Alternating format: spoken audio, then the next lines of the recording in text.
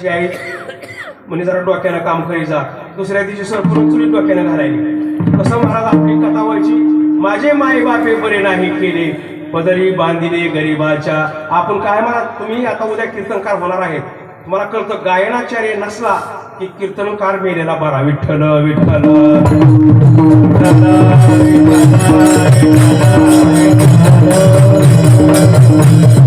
त्याच्या वंशात तेव्हा कळे. लक्षात राहू द्या. पाण्यात मासा झोप घेतो कैसा जावे त्याच्या वंशात तेव्हा कळे. आता महाराज आपण मला 5 फोन केले, ते 5 दोन असतो. आता जाताना फोन आहे का बघा. जाताना महाराज पलटी झाला का गाडी खाली गेला म्हणून महाराज होऊ नका मायबापांना, इतकं सोपं नाही. म्हणून महाराज सांगतात त्या भक्त प्रल्हादासाठी मला भगवंतानं मला नरसिंह अवतार घेतला. मच्छकच्चवराह नरसिंह. आणि 5वा जो अवतार आहे तो भक्तासाठीच घेतला. कोणासाठी? बळीराजासाठी. बळीराजासाठी. बळीराजाचे 101 येत नाही. आता तुमचं ज्यांचं भोजन आहे, ज्यांचं अन्नदान आहे, एक शीत दिलेले अन्न कोटी कुळाचे उद्धरण. मला सहज जरी तुम्ही अन्नदान केलं तरी आपल्या पूर्वजाला ते प्राप्त होतं. म्हणून सप्त्यातलं अन्नदान महान मोठं पुण्याचं कारण आहे महाराज. त्यावेळेस असं झालं 101 यज्ञ महाराज बळीराजाचे पूर्ण झाले. नारदाने कळ लावली वरी. कशी कळ लावली म्हणले, देवा तुमचं पद जातंय, तुम्ही लवकर जावा आणि मागा. इच्छा उपजली अनंताशी, नीच वामनत्व आले त्याशी. देवाला सुद्धा येऊन भक्ताच्या दारामध्ये भक्ताईशी जाणा. भक्ताच्या दारामध्ये येऊन काय मागावं लागलं? सूर्य उगवायच्या अगोदर महाराज ब्राह्मणाचं रूप घेतलं. बटू छोट, एकदम छोटं रूप घेतलं आणि बळीराजाच्या राजवाड्यामध्ये प्रवेश केला. बळीराजानं अतिथी देवभाव पूजा केली. आणि बरं झालं म्हणजे महाराज सकाळी सकाळी आला, काहीतरी मागा. देवानं सांगितलं माझ्याकडं मागणे, काही मागणे माझ्याकडे मागण्याची म्हणले, मला काही मागायची गरज नाही. मला काय करायचं म्हणले, मी संन्याशी आहे आणि मला काय करायचं. जी तशी म्हणते ते का अंकुश महाराज, तीच जास्त पाकिट घेऊन जाते ती. लक्षात राहू द्या. देव आला होता मागायला. देव म्हणला मला काही नको राजा, तू दानसूर आहे, तू दान देणार आहे. मला एका मावशीनं मला अनुष्ठानाला जागा दिली नाही. तुला जर द्यायचीच असेल ना तर काय कर, मला 1 पाऊल जमीन दे. महाराज बळीराजाने इतकं सुंदर वर्णन केलेलं आहे. कुणाचं?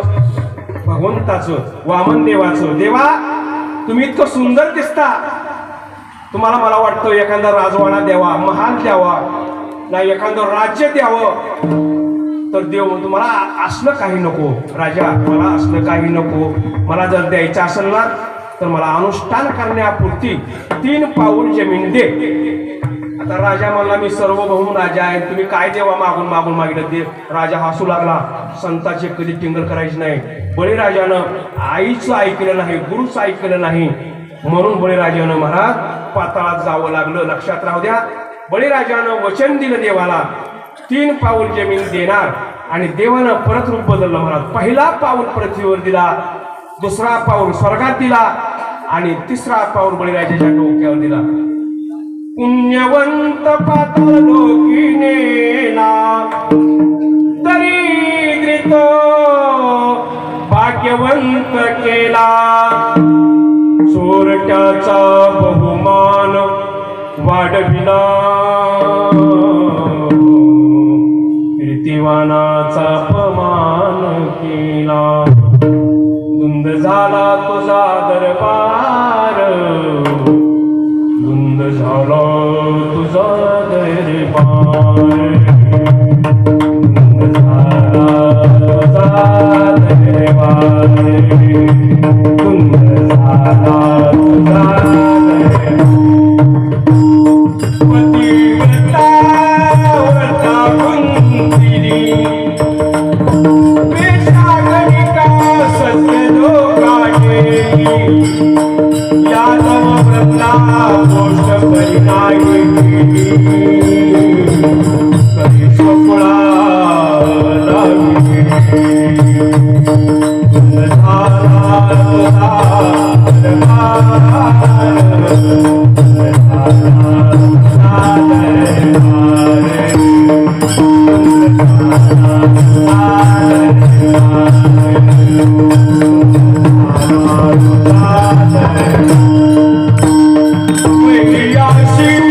तरी मोक्षची कपटी आई तरी महानची सेवकाच्या डोंगार वेळेची कालकाशी भावे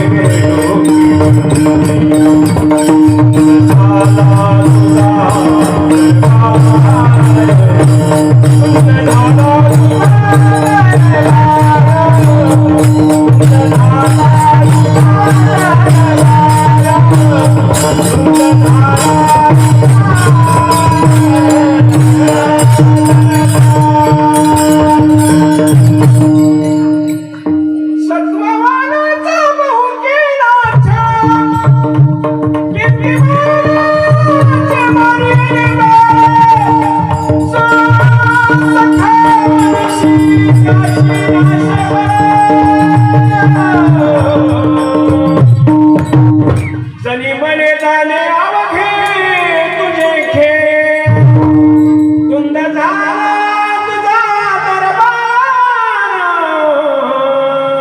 तुंद झाला तुझा दरबार संत उदार उदार